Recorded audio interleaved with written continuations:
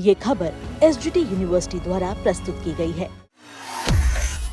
आप कीजिए प्रदर्शन, अपनी बातों को आप रखिए, बट एक व्यक्ति को चेहरा बनाकर, या पता नहीं मैं सही शब्द का इस्तेमाल कर रहा हूं कि नहीं कर रहा हूं, मोहरा बनाकर आपने इस पूरी मुहिम को आप आगे लेकर जाना चाह रहे हैं, ये गलत सोच है। अफसोस इस बात का है कि जिस तरीके से सोनम वांगचुक जी को चेहरा बनाकर विपक्ष के कई ऐसे दल जो संभवतः अपनी राजनीतिक जमीन खो चुके हैं, वो उनको चेहरा बनाकर अपनी खोई हुई जमीन को तलाशने का प्रयास कर रहे हैं। एक व्यक्ति को आपने वहां पे अनशन पे आपने बैठा दिया, जो दिन रात अपनी गिरते श्वास को लेकर चिंताएं सब में है। हम सब उनके स्वास्थ्य को लेकर चिंतित हैं, न्यायालय उनके स्वास्थ्य को लेकर चिंतित है। आज अगर एक ऐसी कार्रवाई करनी पड़ी दिल्ली पुलिस के द्वारा, क्योंकि कतई कोई नहीं चाहेगा कि हमारा देश सोनम वांगचुक जी जैसे व्यक्तित्व को ऐसी परिस्थिति, ऐसे हालातों में हम लोग उनको खो दें, ये कोई भी ऐसी कल्पना नहीं कर सकता।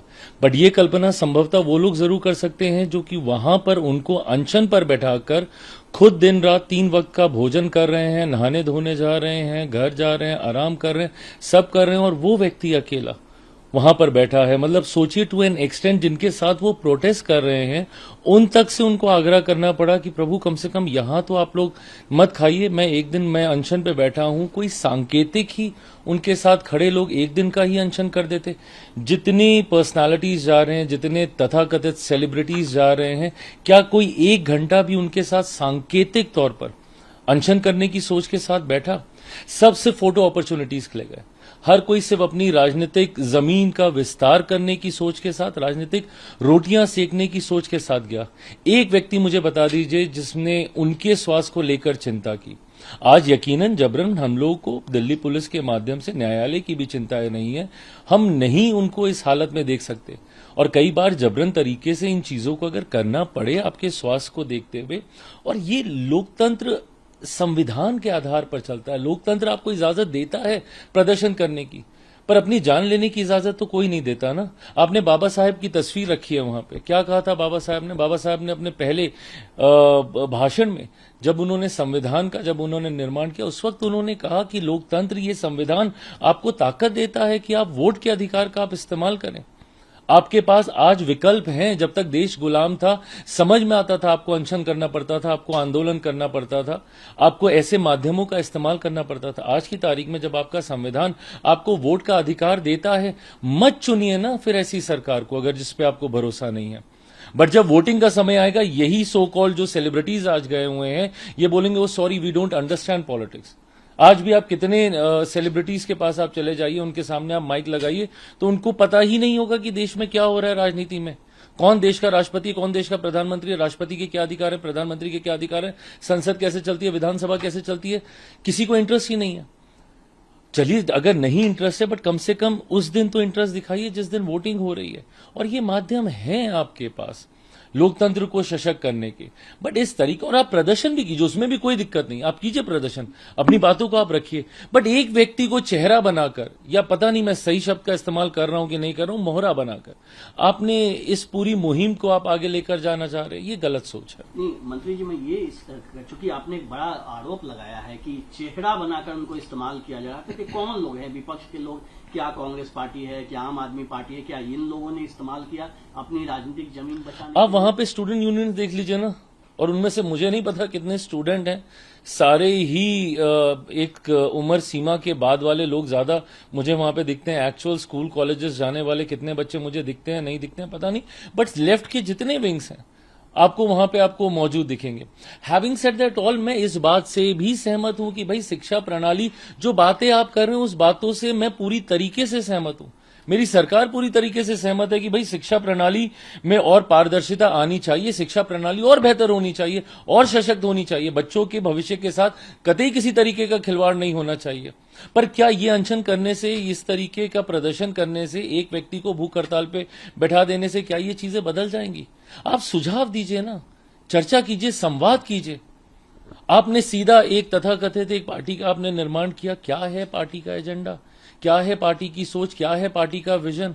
आप ड्राफ्ट तैयार कीजिए, जनता के सामने रखिए, दिखाइए, सरकार को बोलिए कि देखिए ये 5 चीजें हम चाहते हैं कि शिक्षा प्रणाली में ये बदलाव हो। इन चीजों को आप बदलेंगे, सिस्टम पारदर्शी होगा।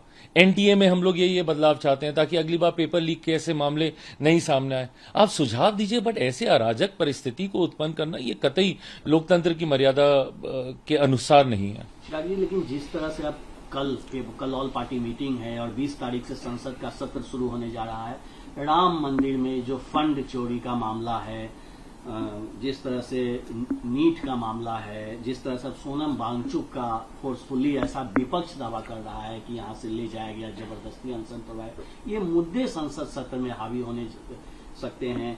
ये भी मुद्दा है कि डिलिमिटेशन बिल आएगा, वोमेन रिजर्वेशन बिल आएंगे, वन नेशन वन इलेक्शन का बिल आएगा। इन सब पर हम आपका मत जानना चाहते हैं। देखिए, इन तमाम चीजों पे चर्चा होनी चाहिए और मैं विपक्ष से आग्रह करूंगा। आग्रह करते करते हम लोग थक जाते हैं। करना वही है जो वो लोग सोच कर आएंगे और उनकी सोच सिर्फ हंगामे को लेकर रही है। आप चर्चा कीजिए ना, आप गिरा दीजिए सारे बिलों को। इनमें से कई बिल तो ऐसे हैं जहां पे हम लोग को 2/3 बहुमत की हम लोग को जरूरत होगी। आपको लगता है आपके पास बहुमत है, आप गिरा दीजिए ना, पर चर्चा तो होने दीजिए। आपका पक्ष देश के सामने जाएगा, हमारा पक्ष देश के सामने जाएगा। पर आज आप मुझसे लिख के ले लीजिए, ये लोग सिर्फ हंगामा करेंगे, ये लोग सिर्फ हाउस को एडजर्न कराएंगे, सदन को ये लोग चलने नहीं देंगे, सदन का घेराव करेंगे। सदन जैसी जगह जो कि लोकतंत्र का मंदिर है, उसकी गरिमा को ये लोग सिर्फ तार तार करने का काम करेंगे। आप ऑल पार्टी मीटिंग की बात करते हैं, कांग्रेस जो कि मुख्य विपक्षी दल है, आप मुझे बताइए कांग्रेस के 2 नेताओं की सोच में कितना फर्क है। कांग्रेस की कल बैठक होती है, कल या परसों जब इन लोगों ने अपनी बैठक की कि क्या करना है, सदन में क्या एजेंडा रहेगा, जयराम रमेश जी बाहर आते हैं, कहते हैं कि भैया ऑल पार्टी मीटिंग के तो कोई मायने ही नहीं है। वहां पे 4 लोग सरकार की तरफ से बैठे रहते हैं, 2 लोग जो नहीं होते वो फैसला क्या क्या जो नहीं उन्होंने उसमें कहा बाहर निकल के कि ऑल पार्टी मीटिंग के कोई मायने नहीं है। वहीं द सेम डे, उसी शाम को आदरणीय खड़गे साहब पत्र लिखते हैं प्रधानमंत्री जी को कि ऑल पार्टी मीटिंग बुलाई जाए। तो कांग्रेस कम से कम एक प्लेटफॉर्म पे तो आए कि क्या उनको ऐसी मीटिंगों के मायने दिखते हैं। ना आपको इन मीटिंगों के मायने दिखते हैं, ना आपको संसद के कोई मायने दिखते हैं, ना संसद में बहस का आपको कोई मायने दिखता है, ना चर्चाओं का कोई महत्व है। तो ना आपके लिए संसद मायने रखती है, ना आपके लिए दल मायने रखते हैं, आपके लिए सिर्फ राजनीतिक रोटियां सेकना ही मायने रखता है।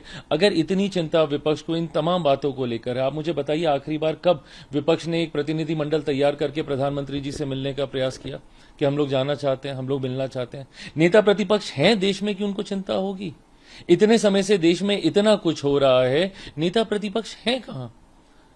आज जब वो वापस आए, एकदम से उनको वापस याद आ गया कि अरे पटना में मुझे बच्चों के साथ संवाद करना था, पर अब वो तो छूट गया छुट्टियों में, अब मैं देहरादून जाके संवाद कर लेता हूं।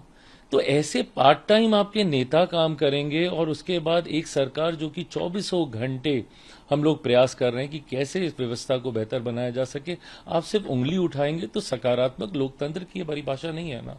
डिलिमिटेशन बिल चूंकि आने जा रहा है, ऐसी संभावना है कि डिलिमिटेशन बिल आएगा, वन नेशन वन इलेक्शन का बिल आएगा, वुमेन रिजर्वेशन, आपकी पार्टी का क्या स्टैंड है? देखिए, मैं पूरी तरीके से मेरी पार्टी इसका समर्थन करती है। आड़ ये शब्द इस्तेमाल किया जाता है कि विमेन रिजर्वेशन की आड़ में डिलिमिटेशन किया जा रहा है, डिलिमिटेशन की आड़ में विमेन रिजर्वेशन किया जा रहा है। मैं बोलता हूं भैया प्रभु, किसी आड़ में नहीं किया जा रहा, ये करने का तरीका ही तैयार किया गया और इसको ऐसे ही करने की सोच के साथ हम लोग लेकर आए हैं कि डिलिमिटेशन के माध्यम से जो सीटों की संख्या बढ़ेगी, उसमें हम लोगों ने कैलकुलेशन इस हिसाब से किया है कि उन 1/3 सीटों को हम लोग बढ़ाएंगे ताकि टोटल नंबर ऑफ सीट्स मौजूदा परिस्थिति में जो भारत की संसद में आए, उसमें से 1/3 सीटें ऑटोमेटिकली विमेन के लिए रिजर्व हो जाए, ताकि नारी शक्ति अधिनियम को हम लोग लागू कर सकें। अब इसमें विपक्ष बार बार बोलता है कि भैया इसकी आड़ में आप कर रहे हैं, इसकी अरे प्रभु किसी की आड़ में नहीं कर रहे। डिलिमिटेशन आज नहीं तो कल करना है ना। आप देखिए किस तरीके से देश की आबादी बढ़ती जा रही है और उसके एक एक सांसद के ऊपर देखिए कितने लोगों की जिम्मेदारी आ रही है। मैं खुद जिस क्षेत्र का प्रतिनिधित्व करता हूं, 2.5 मिलियन प्लस पीपल मेरी कॉन्स्टिट्यूएंसी में है और किस तरीके से इम्बैलेंस है अलग अलग क्षेत्रों में। जहां की आबादी कम है वहां पे आपको कुछ लाख लोग मिलेंगे एक सांसद पे और जहां पे आबादी ज्यादा है, पूर्वोत्तर के जो राज्य, ये उत्तर के जो राज्य हैं, बंगाल हो गया, बिहार हो गया, उत्तर प्रदेश हो गया, यहां पे आप देखिए कितनी आबादी है, डेंसिटी ऑफ पॉपुलेशन कितना, एक एक सांसद के ऊपर कितनी जिम्मेदारी आती है, और जब वो जिम्मेदारियों को निभा नहीं पाता तो वो सवाल भी खड़े होते हैं। ऐसे में इक्वल डिस्ट्रीब्यूशन हो, उसके लिए डीलिमिटेशन करना जरूरी होगा। बट अगेन, अगर हम लोग पॉपुलेशन के आधार पर करते फिर सदन के राज्यों को इसमें दिक्कत होती। तो हम लोग तो जो सबको सूट करे, जो सबके हित में हो, हम लोग वो प्रस्ताव लेकर आए कि 50% ऑफ द सीट्स हर राज्य में हम लोग बढ़ा देंगे। मेरे बिहार में 40 सीटें हैं, 40 में से उसकी आधी सीटें हम लोग बढ़ा देंगे, 20 सीटें प्लस कर दी, 40 + 20 60 हो गया, 60 सीटें हम लोगों ने बढ़ा दी, 1/3 विमेन के लिए रिजर्व हो गई। अब ये कितना सिंपल सा फॉर्मूला है, इसको किसी के लिए भी, इसमें सदन सीट्स की भी चिंताएं खत्म, बल्कि उनका जितना रिप्रेजेंटेशन होता है उन राज्यों का, उसमें उनको आधा, 1, 1.5, 1.25% बढ़कर ही संसद में रिप्रेजेंटेशन मिल रहा है इस वाले प्रस्ताव से। और नारी शक्ति अधिनियम साथ में लागू हो रहा है।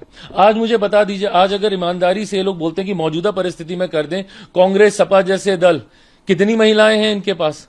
क्या इन लोगों ने एग्जिस्टिंग परिस्थिति में दिया है वो रिजर्वेशन? भाई मुझे तो कोई चिंता नहीं है, लोक जनशक्ति पार्टी रामविलास को, चिराग पासवान को, मैंने तो ऑलरेडी 40% रिजर्वेशन दे रखा है मेरी पार्टी में महिलाओं को। मेरे 5 सांसदों में से 2 महिलाएं हैं मेरी सांसद, तो मुझे तो कोई दिक्कत नहीं है। आप बताइए ना, आप मौजूदा परिस्थिति में अपने कौन से मेल सांसद की सीट आप काट कर आप किसी महिला को आप देंगे?